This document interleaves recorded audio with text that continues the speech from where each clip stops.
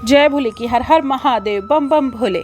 आज मैं आपको शिव की कृपा से शिव महापुराण रुद्र संहिता का 7वां अध्याय सुना रही हूँ। बुनिया की उत्पत्ति सुनिए। ब्रह्मा जी बोले, श्री नारायण के शयन करने पर शिव जी की इच्छा से उनकी नाभि में से कमल की उत्पत्ति हुई, जिसकी अनंत योजन की ऊंचाई थी। पार्वती सहित शिव जी ने मुझे उत्पन्न किया। मेरे 4 मुख लाल मस्तक पर त्रिपुंड धारण किए हुए थे। मैंने उस कमल के अतिरिक्त और कुछ भी नहीं देखा। उस समय मुझे कुछ भी ज्ञान नहीं था, जिससे मैंने न तो यह जाना कि मैं कौन हूँ और मुझे किसने उत्पन्न किया है। कुछ ही क्षण पश्चात मुझे बुद्धि प्राप्त हुई और कमल के नीचे मैं अपने कर्ता को ढूंढने लगा। तब एक एक नाल को पकड़ता हुआ 100 वर्ष तक नीचे को चला, किंतु वहां भी मैंने कमल की जड़ को न पाया।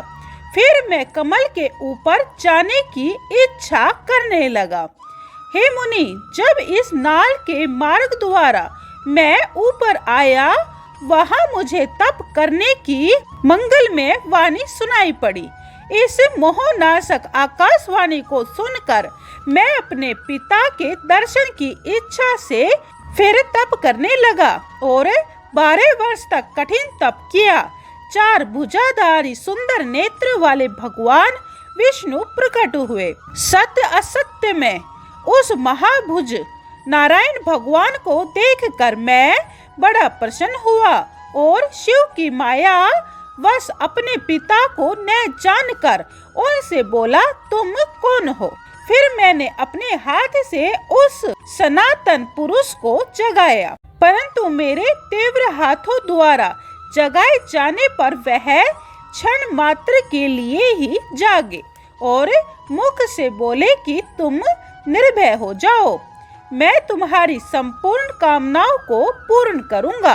तब उन मुस्कुराते हुए विष्णु से ऐसे वचन सुनकर रजोगुण से विरोध मानकर मैंने उन जनार्दन से कहा कि निष्पाप, क्या तुम नहीं जानते कि मैं सबके संहार का कारण हूँ? मैं साक्षात जगत का कर्ता, प्रकृति का प्रवर्तक, आग, ब्रह्मा और विष्णु से उत्पन्न होने वाला और विश्व की आत्मा हूँ। वेद मुझे सौराट, परमेष्ठी और श्रेष्ठ कहते हैं। हे नारद, जब मैंने ऐसा कहा तो रमापति भगवान मुझ पर क्रोध हुए और कहने लगे कि अवश्य तुम लोक करता हो, मैं जानता हूँ, परंतु तुम मेरे ही अविनाशी अंग से उत्पन्न हुए हो। क्या अब तुम निर्दोष नारायण जगन्नाथ को भूल गए? निसंदेह तुम नाभि से तो उत्पन्न हुए हो। चतुर्मुख देवों का ईश्वर मैं ही हूँ। मैं ही सबका कर्ता, हर्ता, भर्ता और व्यापक हूँ। मैं ही हूँ आदित्य, पर ब्रह्म पिता और परम तत्व हूँ। तुम मेरी शरण आओ, मैं तुम्हारी रक्षा करूँगा। भगवान विष्णु ने ऐसा कहा तब मैं क्रोध होकर बोला कि तुम कौन हो? बहुत ज्यादा मत बोलो। तुम पर ब्रह्म परमेश्वर नहीं हो, तुम्हारा भी कोई कर्ता होगा। और मैंने हरि युद्ध आरंभ कर दिया। तब मेरे और उनके बीच में लिंग प्रकट हुआ। हम दोनों ने उस देव को नमस्कार कर अपना युद्ध बंद किया और प्रार्थना की कि हे महाप्रभु, आप शीघ्र ही हमें वास्तविक रूप का दर्शन दे। 7वां अध्याय समाप्तम। जय भोले की। 8वां अध्याय प्रणव व्याख्या। ब्रह्मा जी बोले, मुनि श्रेष्ठ, जब हम दोनों का गर्व नष्ट हो गया, तब सबके प्रभु श्री शिव ने गंभीर वाणी सुनाई कि हे देवताओं, ओम ओम। तब उस महानाद को सुनकर मैंने सोचा, यह क्या है?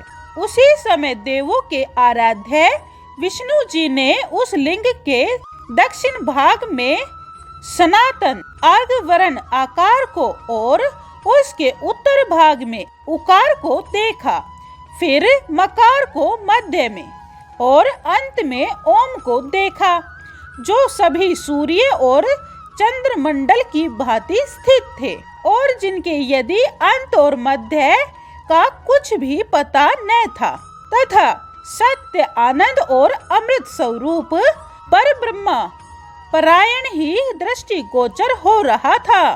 परंतु यह कहाँ प्रकट हुआ है, इस अग्नि दृष्टि की हम परीक्षा करें और नीचे की ओर जाकर देखें। हम उस वेद शब्द से उभय वेश वाले विश्वात्मक का विचार कर ही रहे थे कि उसी समय वहाँ परम ऋषि का आविर्भाव हो गया। विष्णु जी ने उन ऋषि से पूछा, समझकर एक एक प्रहाशरीरी शिव जी का ज्ञान प्राप्त किया कि जो चिंतनीय वाणी अप्राप्त मन का गम नहीं और केवल एक अक्षर ओमकार से जाना जा सकता है, वही एक क्षर रूप ऋतु, सत्य, परम कारण, सत्य, आनंद, अमृत, परात्पर और पर ब्रह्मा है। उसी एकाक्षर आकार से भगवान बीज स्वरूप अंड से उत्पन्न ब्रह्मा जी है। उसी मकार से नील मोहित महादेव जी है, परंतु सबका सृष्टि करता और ही है। उकार मोहन करने वाला है और मकार तो नित्य ही अनुग्रह करता है। जैसे मकार विभु और बीज है एवं आकार बीज है, ऐसे ही उकार रूप प्रधान पुरुष ईश्वर हरि योनि अर्थात कारण है और बीज और योनि यह नारद संज्ञा वाले महेश्वर ही है। इन्हीं प्रभु बीजी के लिंग से आकार और उकार रूप योनि में गिराकर चारों ओर बढ़ने लगा। उसने सोने का अवेग अर्थात न जानने योग्य और अलक्षण अर्थात लक्षण से रहित एक अंड उत्पन्न हुआ, जो बहुत वर्षों तक जल में स्थिर रहा और 1000 वर्ष के बाद भगवान ने इसके 2 भाग किए।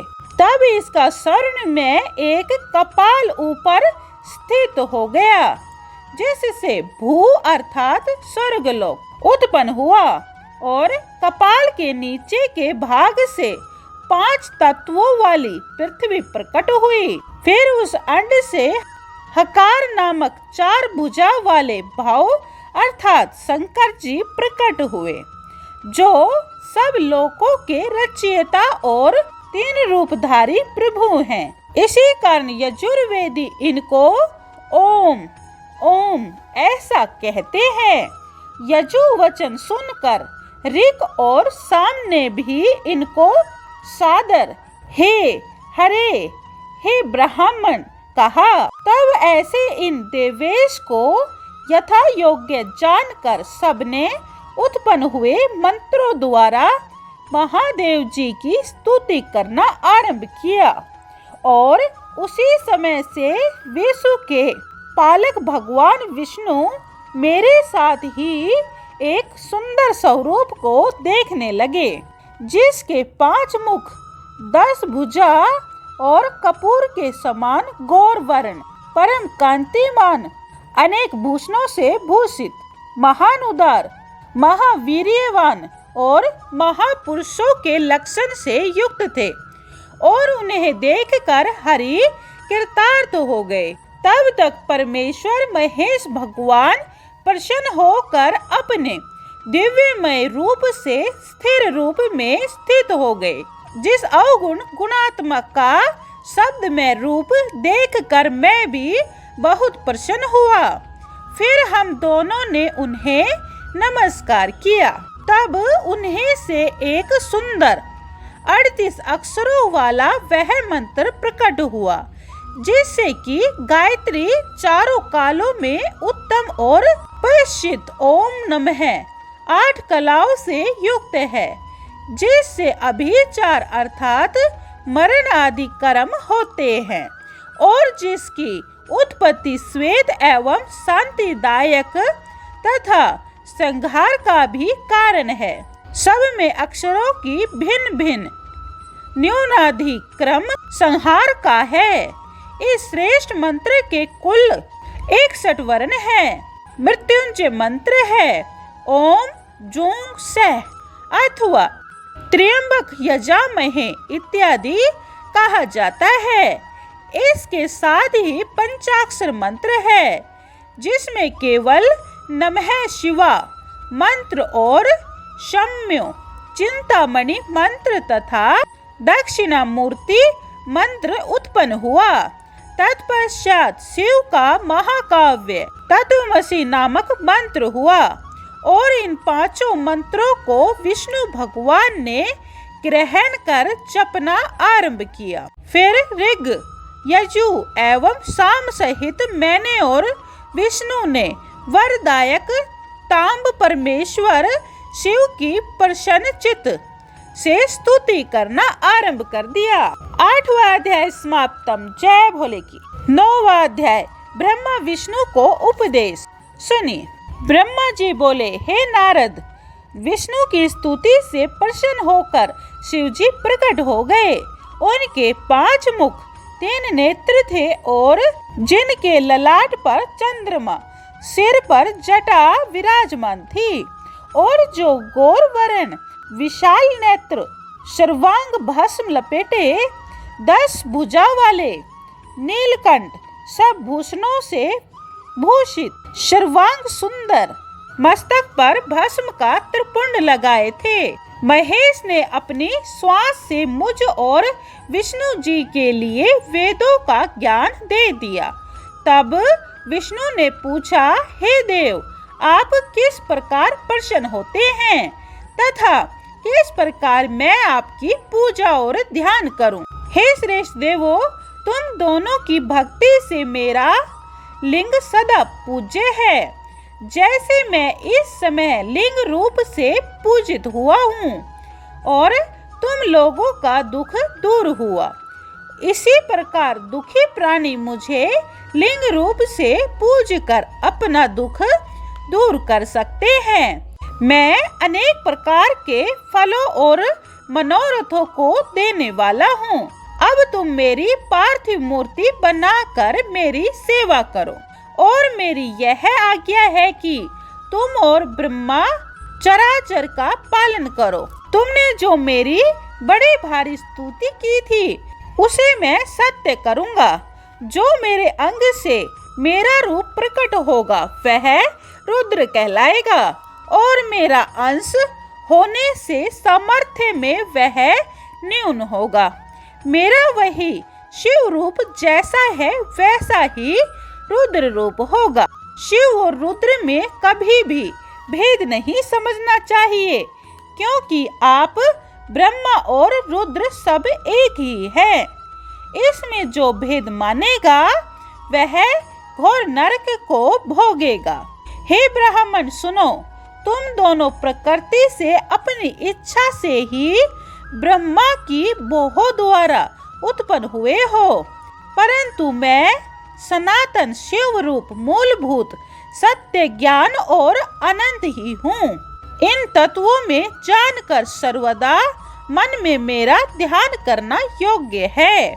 सब सृष्टि के कर्ता बनो और हरि भगवान दृष्टि के पालक बनो। और यह जो मेरा अंश है वह रुद्र का लय करने वाला होगा तथा जो उमा नाम वाली परमेश्वरी प्रकृति देवी है उसी की शक्ति वामी देवी यानी सरस्वती माता ब्रह्मा जी की अर्धांगिनी होगी।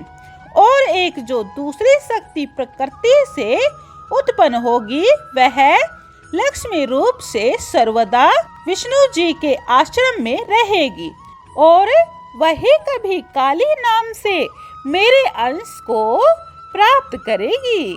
9वां अध्याय समाप्तम। जय भोले की। 10वां अध्याय ब्रह्मा विष्णु और रुद्रों को आयु। महादेव जी बोले, हे विष्णु, तुम सर्वदा सब लोकों में पूज्य और मान्य होवोगे। ब्रह्मा के बनाए लोकों में यदि कभी दुख उत्पन्न हुआ तो उसे तुम्हें नष्ट करने को तत्पर होगे। तुम अनेकों अवतार धारण करके जीवों का कल्याण कर अपनी कीर्ति का विस्तार करोगे। हे नारद, ऐसा कहकर मुझ ब्रह्मा का हाथ विष्णु के हाथ में देकर शिव जी ने कहा कि तुम सदा इनके दुख में सहायता करना। अब तुम इन तीनों देवताओं के आयुर्बल को सुनो। 4000 युग का ब्रह्मा का एक दिन होता है और 12 महीने का एक वर्ष होता है।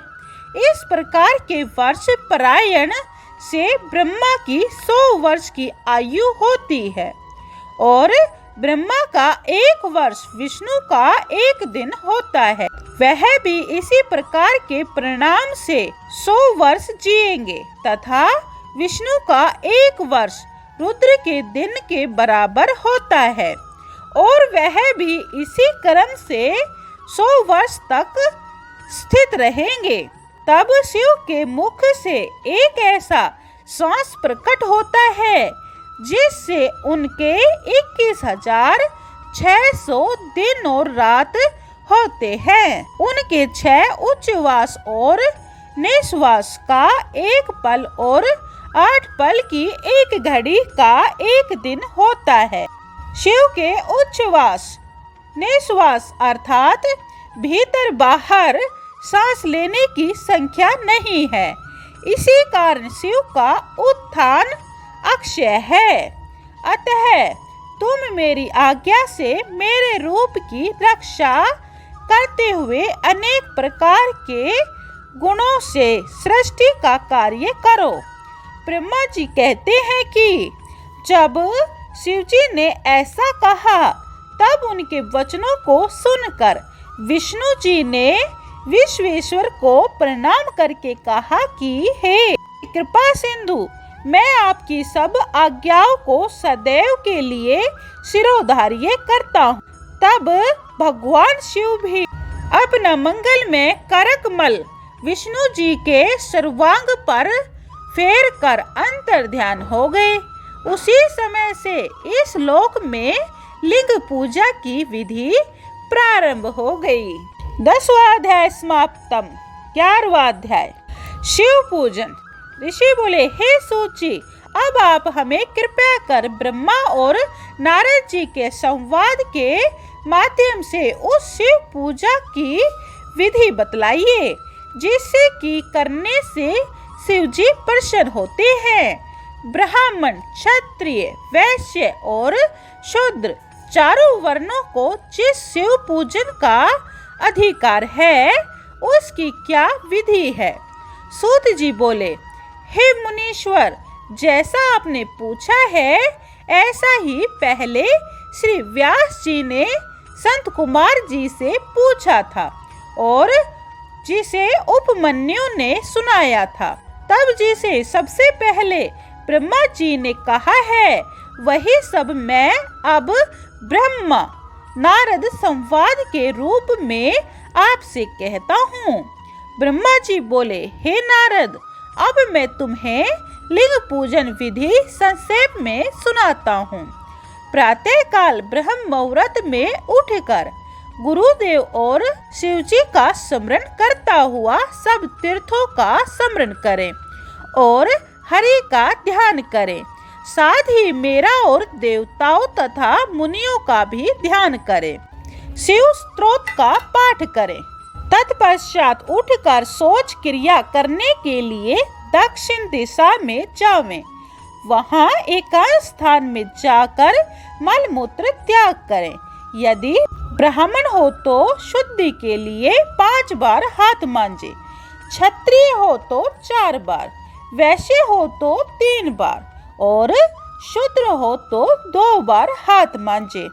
गुदा और लिंग में 1 बार, बाएं हाथ में 10 बार और फिर दोनों हाथों में 7 बार मिट्टी लगावें। इसी प्रकार दोनों पांचों में 3 बार लगाकर फिर 3 बार हाथों में लगावे। स्त्रियों को शूद्र की भांति मट्टी लेकर हाथ पैर धोने चाहिए। दातुन के लिए ब्राह्मण 12 उंगल की, क्षत्रिय 11 उंगल की, वैश्य और शूद्र 9 उंगल की दातुन करें। षष्ठी, अमावस, नवमी और व्रत के दिन, रविवार को संध्या के समय और श्राद्ध के दिन दातुन न करें।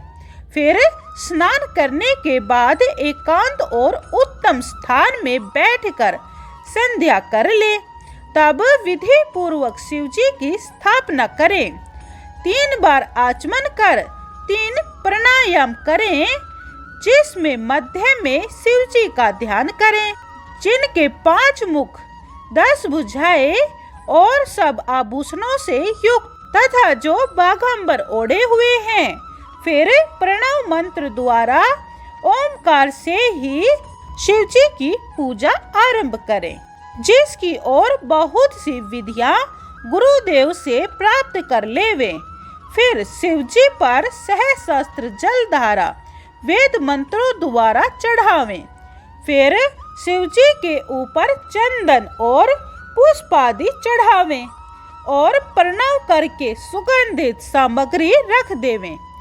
फिर देवेश को प्रणाम कर आत्मा से शिव जी की आराधना करें और प्रार्थना करते समय हाथ में पुष्प लेकर उनके सामने खड़ा होकर कहे कि हे शंकर जी, मैंने ज्ञान से अथवा अज्ञान से आपकी जो कुछ भी सेवा की है वह सफल होवे।